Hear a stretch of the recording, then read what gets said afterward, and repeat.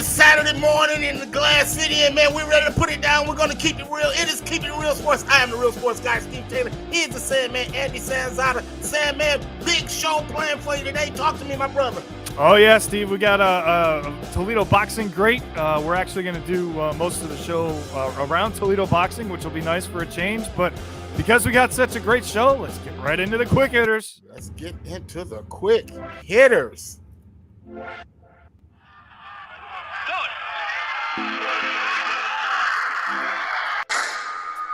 Quick hitters. All right, Steve. Last week was exciting for me because I had a pay-per-view, and I have another event tonight to look forward to, and it's the Stadium Series in Nashville as the defending Stanley Cup champion, two-time defending Stanley Cup champion Tampa Bay Lightning take on the Nashville Predators outside, my friend. I love the outdoor games. I just think there's something so special about them. The atmosphere, the pageantry around it. So I'm really looking forward to that here tonight. I'm sure you're probably going to peek in on that as well. Well, you got to take a look at those, man. Those are special kind of occasions, man. Those are big-time games, man. You got to kind of take a look at it, man. But I'll tell you what I'm taking a close look at is the message that Aaron Rodgers sent to the Green Bay Packers and to all the quote-unquote incredibly special people in his life. And he included pictures from this past season, from this beautiful season. But he failed to mention his future with the Green Bay Packers. I'm just saying, looks like to me he's out like a scout on a new route. It'll be interesting to see, Steve. I know they're going to do everything they can to keep them there because they're back to square one. They better. They better. So we always talk about stories, right? And right. Stories that people don't know about. And that's what makes sports so special. This is a really unique story, okay? A local school here in the Cleveland area, the Brecksville, Broadview Heights Bees, right? Their gymnastics team. This coming Friday, I should say, going for their 19th straight state championship. Something special, Steve. That was even featured on ESPN. Yeah. No other sport, no other high school has even come close to touching that number. Yeah, man, that is definitely some feat, man. That's something that I mean, gosh, I can't imagine 18 in a row. How about 4 in a row or 5 in a row? But you're coming in on 20? I mean, that's just special. It's really special. Good luck to the girls on Friday as they go for number 19. Yeah. And then the other thing, man, the big story, Troy Aikman. Troy Aikman is leaving Fox reportedly for ESPN to broadcast Monday Night Football for Troy Aikman type money. Man, Amazon was a big player in the game. Amazon's a big player. Amazon offered Sean McVay $100 million over 5 years, man. Hey, we got to pay attention to Amazon because they're coming. They're coming, Steve. But what's interesting about the Aikman thing is ESPN's trying to pull Joe Buck. Oh, they're going to do Fox. it. They're going to do it. And I think he's next. I think Aikman isn't Aikman without Buck, and Buck isn't Buck without Aikman. So, so there you have it. That's the quick hitters. As that always, is a hit. It's quick. It's quick. And so let's get the quick hitters out of there, and let's get right into the hurry up, my friend.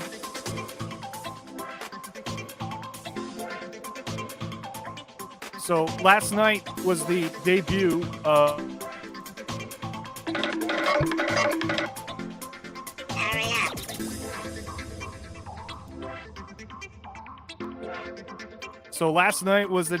of James Harden in a Philadelphia 76ers uniform. And Steve, how about the 76ers? I mean, this is looking good after one night. Don't get me wrong, it's only one game, but 27 points, 12 assists. And on top of that, Embiid did his thing with 34. It's a dangerous team, my friend. Man, I tell you, man, something we got to watch out for, man. Philly, they have the defense. They got the shooters, man. Philly threw his hat into the ring as a contender. Hey, Andy, when I look at this past week, man, let's just go back. You called me as soon as it happened. That was last Saturday. The Juwan Howard incident where Juwan Howard gets suspended for 5 games because of this. And Andy, as a coach, especially when you call a timeout late, you can't, and I tell you as a man not to put your hands on me, you can't put your hands on me. And guard, I think he didn't get enough punishment for what his part in this. I think he should have been suspended at least a game for what he did. Man, there's no reason for you to put your hands on another man. I thought he got at least one game. He didn't get a game. He only got fined? He got fined.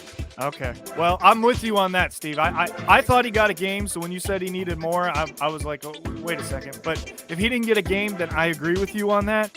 But listen, I understand where you're coming from, okay? I understand you don't put hands on a man. I get all that. However, when you are in that environment, as a professional, and as a coach, as a leader, as an example to these young men, you have to do whatever you can to restrain yourself. Oh, absolutely. I am not condoning Howard at all. But but Gerd, you have no right as a man to put your hands on me. You can say whatever you want from any distance that you want to say it. But when you put your hands on me, all bets are off, buddy. I'm just saying. I think that and I'm not justifying putting his hands on him, right? And let me clarify that. However, I think the reason that he did that was that Howard was just going to blow by him, and he was trying to explain himself. He told him, I don't want to hear it. Yeah. And when you tell me that, bro, drop it. Leave it alone. Not like you going to force me to listen. I'm sorry, bro. Yeah. Well, there was talks. There were talks before the suspension that Howard could lose his job, Steve. Well, he shouldn't have lost his job, man. He shouldn't have lost, not on that garbage. I think the suspending him for the rest of the regular season was the right call. Because Michigan isn't going to do anything in the tournament anyway, so it's not like it's going to be that much of a suspension thereafter. Yeah. Well, there you go. There's our hurry up. And hey, man, what we're gonna do is we're gonna take a slight break. We're gonna come back. We're gonna talk to our boxing champion Bronco McCart about Albert Prince Bell, who fights tonight in Atlanta, Georgia. Man, this ought to be a chance for him to move to 21-0. He's a Continental America's champion, man, with great skill set, man. We'll talk to him and about all of the Toledo boxers, man. We're going to do that in just a moment. It's Keeping It Real Sports. We'll be right back.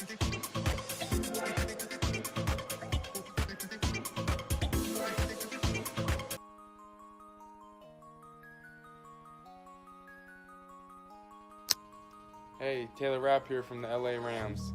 Shout out to Steve Taylor, the real sports guy, and the honorary Ram. When Steve talks sports, you better listen. Thanks, Steve from the Rams, for your continued support and love. We are taking it all the way this year, but you already know that. Go Rams.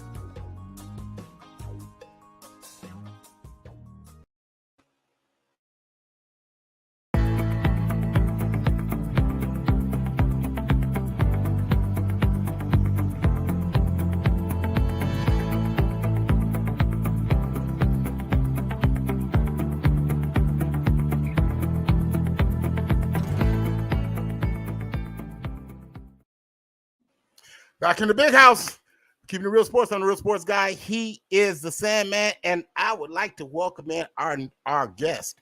He is former boxing champion Bronco McCart. Bronco, welcome to Keeping It Real Sports, man. I thank you so much, man, for popping in, man. Man, you always seem to do that. Oh, thank you. Thank you for having me on. I appreciate it. And I got to say, I agree with you about Juwan Howard for sure. Okay, see, You don't touch people when they don't want to be touched. You don't touch a man when he doesn't want to be touched. You're absolutely right. I mean, you're spot on. Hey, man, Bronco, before we even get in, how's your dad? My dad is doing well. Dad is doing well. Everything's good.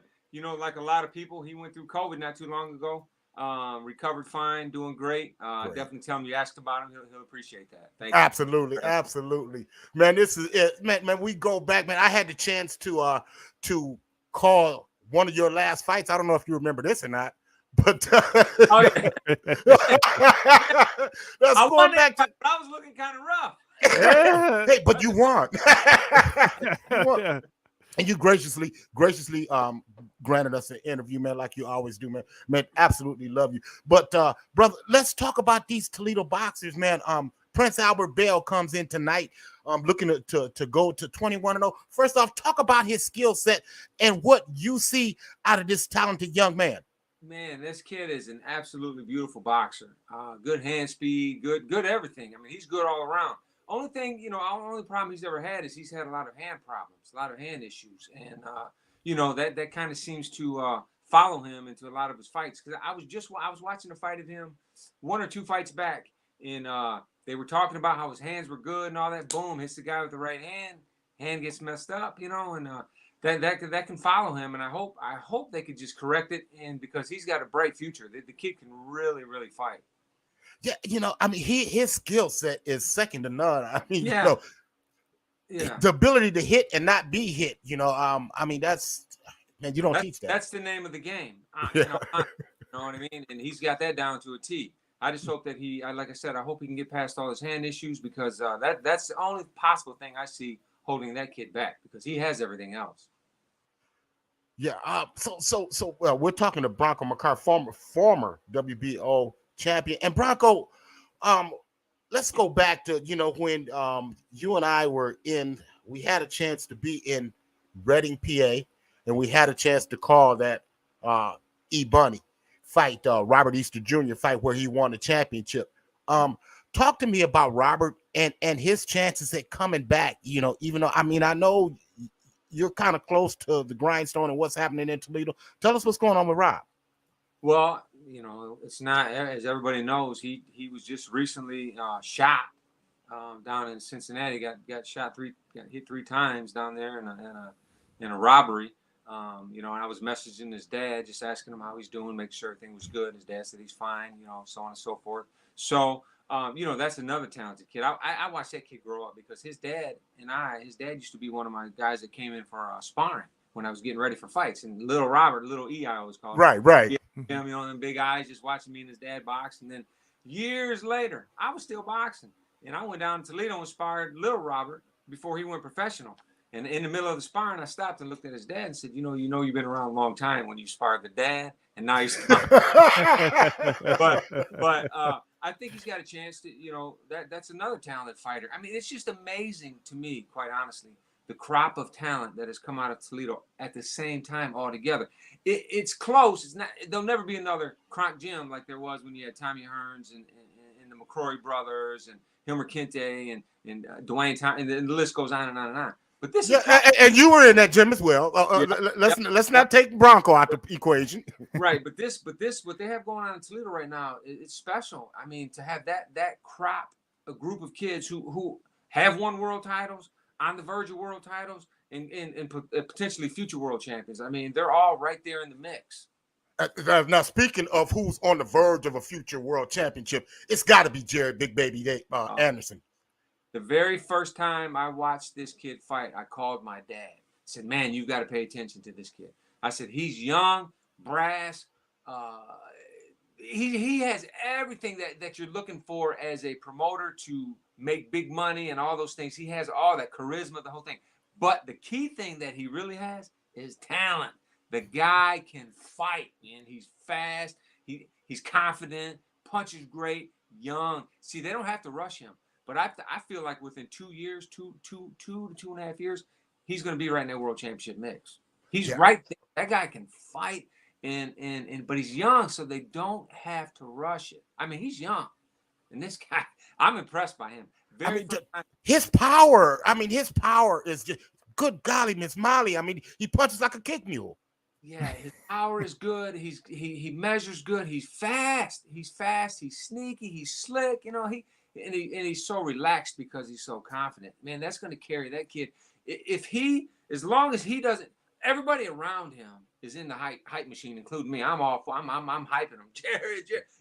But as long as he doesn't get caught up in the hype, he's going to be one of the next great heavyweights. And we're looking for it. Boxing is American. We're looking for that American heavyweight. We're looking for the Muhammad Ali's to come back, the Joe Louis to come back. We're looking for that American heavyweight, and that's the guy. I think he is. The other kid that I really like, that I personally like, is Sonny Fredrickson, man. I mean, they threw him in there against Saucedo, I think a little bit too fast and too soon. But his skill set, talk about Sonny's skill set. Well, you know what I've always told Sonny? I said, Sonny, man, you have to fight tall. I mean, you're a tall, when you jab and you set these guys back like a Mark Breland used to do and a Tommy Yes. I said, you can make your fight so much easier. I said, you've got that brawler's mentality and that boxer's body, and it just doesn't mix. You know what I mean? I try to explain to him, the only time you brawl with your style of boxing is when you have to, when you've been put in, and that's just for a moment. That's not for a whole fight. You only brawl when you have to. Use that long, lanky jab, that long right hand. he could make his fights so much easier. He's a talented kid too, and he could make his fights so much easier. But he gets sucked into that brawler's mentality, and that's what hurts him, because a good boxer can't really brawl with a brawler. You just can't do it. It's not. That's not what you cut out for. Right. We're talking the former world. Ichiro's not going to beat Mark McGuire in a home run contest. You know what I mean? Exactly. Yeah, I'll take Ichiro. We're talking the former world champion Bronco McCarthy. Bronco, let's just go back. I'd be remiss if I didn't. I know we've talked about this before, but let's go back and talk about your epic battles with Winky Wright, somebody that nobody would fight, a dangerous left-handed fighter. You didn't fight him not once, not twice, but 3 times. The first fight I thought was definitely going your way. The third fight, that referee had no business being in the ring with you guys. Yeah. I mean, that dude wasn't even a collegiate referee. No, he was very amateurish for sure. But no, Winky, it was a pleasure to, share the wing with Winky Wright. He is not only a classy fighter, he's a classy person. I really like him. We stay in touch, talk here and there.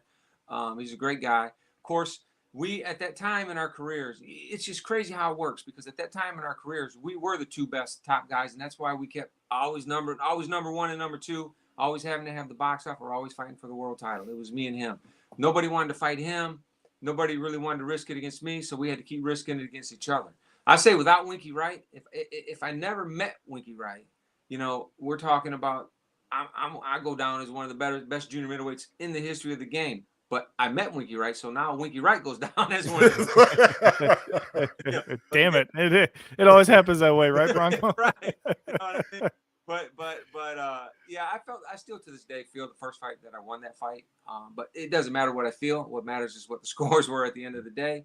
But I've got nothing but love for that guy. He recently got put in the Hall of Fame. I believe it was last year, the year before. Deserved it, well earned, well deserved. He came the long, hard road. See, in the era we came up in, it wasn't like 6, 7, 8 fights you're fighting for a world title. You actually had to fight, grind, fight number 10, fight number 5 guy, have box offs between 3 and 1. We had to earn our way through the world title shots. And so it was a tougher era, different kind of era. And we all say that, right? Yeah, like your era, you walked to school uphill both ways in the snow with shoes with holes. Exactly. So we all came up in that different era. But it was an honor to share the ring with Winky, and I went down and played golf with him a few years ago, and he beat me worse than he ever did. That guy can play some golf, man. I was like, man. Bronco, I can help you with your golf game. Don't worry about that.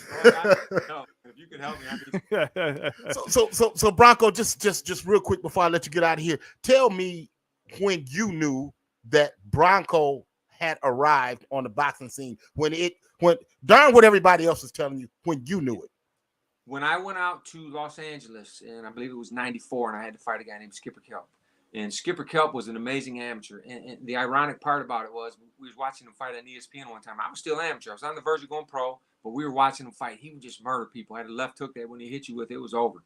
And my dad said, when you go pro, that's the guy you're going to have to beat. I'm watching him on TV. I said, man, I'll never be in the ring with that guy ever. Thinking to myself, I don't want to fight that guy, right? Well, opportunity happened. Went out to California, fought Skipper Kelp, stopped him in 6 rounds, and did it in dominating fashion.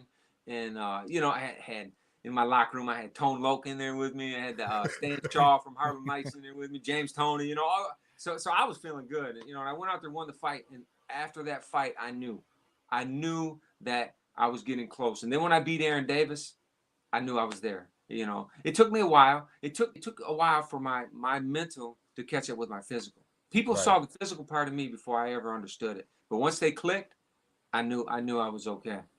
Bronco, what does it take as an athlete from a mental standpoint? Because, you see all these guys with talent and everything, but like you just said, you have to put the mental and the physical together. So for all these young athletes that are out there trying to do that, what would your recommendation be for them to be able to focus more on the mental side of the game rather than the physical? My biggest thing that I always tell everybody is self-belief. It's not what you tell me I can do or what you tell me what I can't do. I remember when I lost my first fight in a close friend of mine. When I came back to Michigan, I lost in Vegas. I came back, he shook my hand, gave me a hug. He pulled me close and he says, man, champ, you gave it a shot. And I said, well, what do you mean I gave it a shot? He said, well, you lost. What do you do next? I said, now we go to work for real. I said, now it's time to go to work. You know what I mean? That loss isn't the end. That's the beginning. You know, and I always tell kids, you set a goal out there. You put your mind on something, and you get to it, whether you got to go through something, around something, under something, over something, no matter whatever it takes. Outwork everybody, outthink everybody, but most importantly, believe in yourself. Because self-doubt, I don't care how good you are. I don't care how great you are. And on the flip side, I don't care what kind of level athlete you are. If you're at this level, but you have that amazing self-belief and that hard work ethic, you'll pass this other person. You have to outwork everybody and believe in yourself. There's no two ways around it. Self-belief is the key. I'll tell you, Bronco, you know, the guy that you see right now, Andy, he's that guy all the time. That's genuine. Oh, I believe that is genuine. I mean, this guy, I've seen him sign, stay late, be the last one out of the arena signing autographs. I've seen this. I've seen him take pictures with little girls and little boys who want to have their pictures taken. I mean, heck, this dude granted me an interview late. I mean, you get what I'm saying? That's the kind of dude he is, man. That's how he is, man. And Thank Bronco, man, the great Bronco McCartney, I appreciate you, man. I thank you so much, brother. Man, anytime I need you, you've always been there for me, man. I really, really appreciate you, brother. Always a pleasure. And you reach out anytime. Anytime I can help in any way, shape, or form, I'll be here. Thank you. Thank you both very much for having me on. I appreciate it. Thanks, Bronco. Thank you, the great Bronco McCartney, former world champion. Hey, man, we're going to step aside. We're going to come back, man, and we're going to give you the BDI top 10, and then we're going to give you sound off. You're watching Keeping It Real Sports. I'm the Real Sports Guy. That's the Sandman. We'll be right back. Hey, it's me, Steve Taylor, the Real Sports Guy. And when I look to do laundry, I'll call Dave and Angie at Select Laundry Services, 421 Main Street. Select has been servicing the East Side for over 15 years with its laundering services. So if you're looking for a good, clean, inexpensive place to do your laundry, it's Select, 421 Main Street. There's always an attendant on hand. 419-764-9368. Select Laundry Services.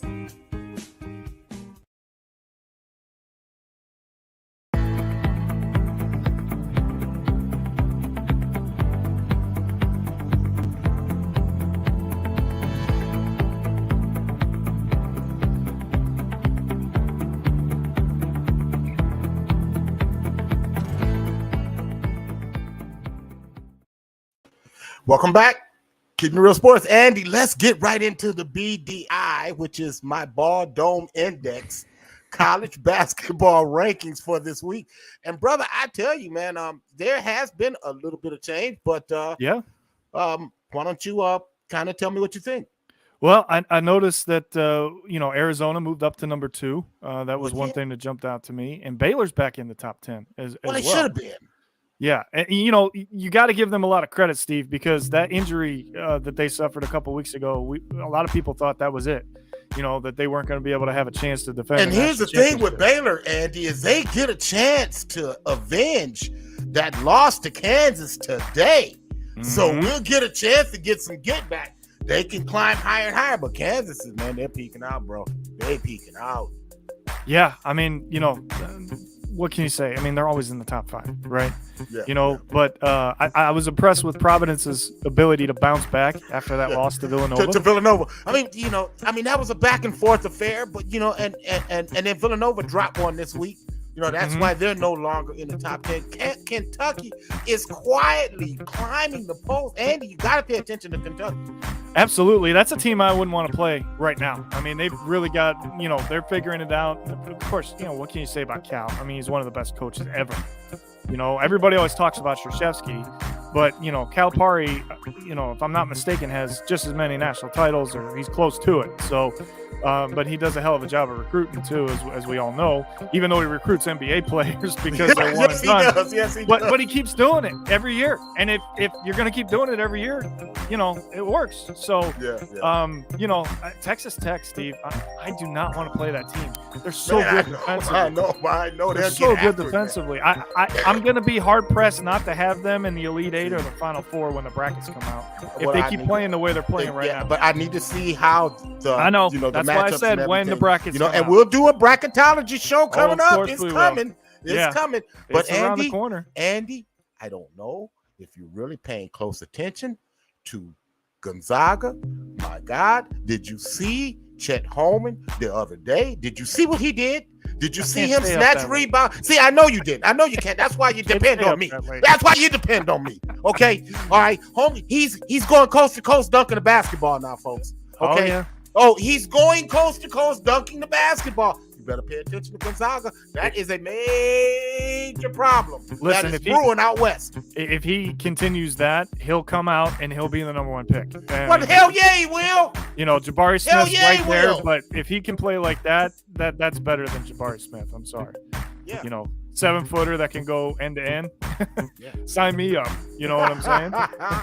Oh man, what a great show today, Andy. Oh, It's yeah. been- It was I mean, awesome. yeah, man. Yeah, good Bronco's God. a great guy, and you know, I'm gonna end up playing golf with him this summer. You're gonna hook me up with that. Yeah, he likes to play golf. He likes I to get it in, gotta man. help him out. It sounds like so. You know, you know, last week you started the sound off.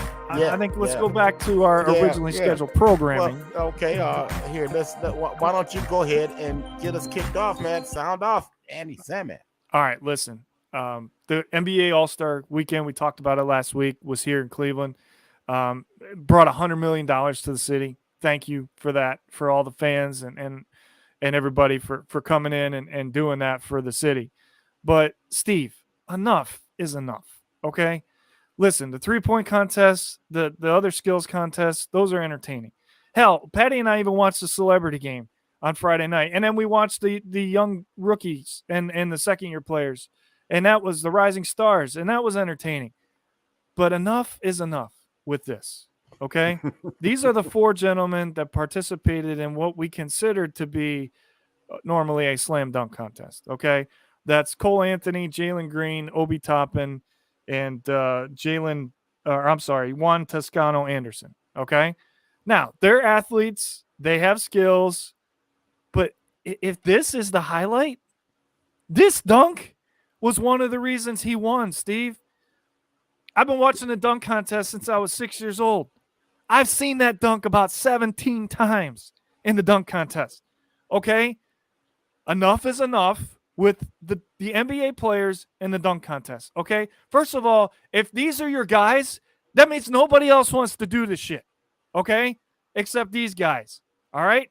What they need to do is have these guys come out on All-Star Weekend and put on a show. That's a 54-inch vertical from a professional dunker.